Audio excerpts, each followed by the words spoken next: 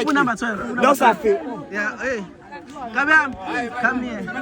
Post-match interview. You've been elected as a man of the match for i-final yama. Ibizwa ngani into benidlala Inter Varsity noma yini? Inter Campus whatever, Durban Central whatever, ne? So how do you feel after a victory? Any deserver ngoba iniyadlala abafana? Yeah, ngijabule kakhulu. Udlalela iphi team? Esikoleni ngidlalela team abahlali. Abahlali. Where in school? La eHoward. Abahlali team i-rest noma yini? Lokhu idlala ama-rest league. Oh, okay. And then ekhaya ngidlala team ethi African Colours. How do you feel after showcasing your talent? I think your talent needs to be seen by generations, bro. Ukuthi manje inkinga ke kuzobe ngathi ngipromote ukuthi kudlalwe ibhola kodwa esoni kodwa vetha uNkulunkulu se understand. Yeah, ne support nje siningi abantu ne performance ibe inhle kakhulu. So sibambene as team sonke sabadlali bethu esina test. So akukho isinto mhlawumbe besikhona lo ndlela but besikwazi ukuthi sithole amathuba le and sasebenzisa amathuba futhi la avulayo. Ni gym happy? Because you guys are fit as hell. So ni gym happy? Like how is the team clicking? Abayeza manje usibayeza man. Yeah. Ngicabanga ukuthi ukujima ngine team engijima kuyona khona lo engisho kuyona. So i-training sibe nayo ibe encane thina as i-local branch. But everyone has his team la. Hayi ukuthi kudlala abantu nje abangena team. Bakhona abanama team, bakhona abangenawo futhi abakwazi ukudlala ibhola. Yeah, man. Bra, honestly speaking, mhlawumbe izozwakala kabi lento le, but I think your talent needs to be seen in professional football. Angisho ukuthi ke soyabona umisa kanjani ngesabatha kodwa nje. Hayi nkabe like you trust me, you have the talent.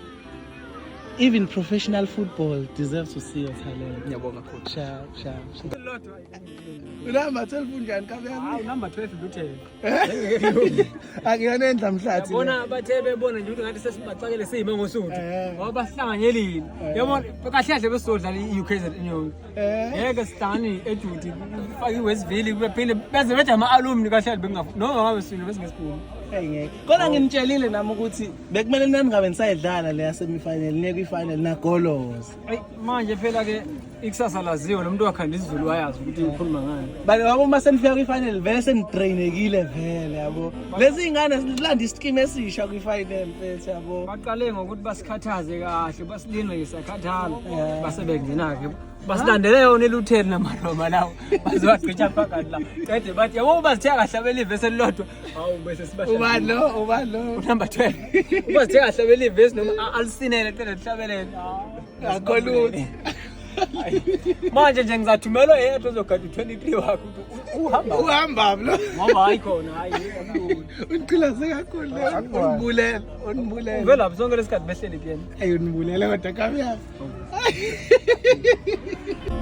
hayi nazo wemzalo uyasala la ngeke uzabafana izimnyama.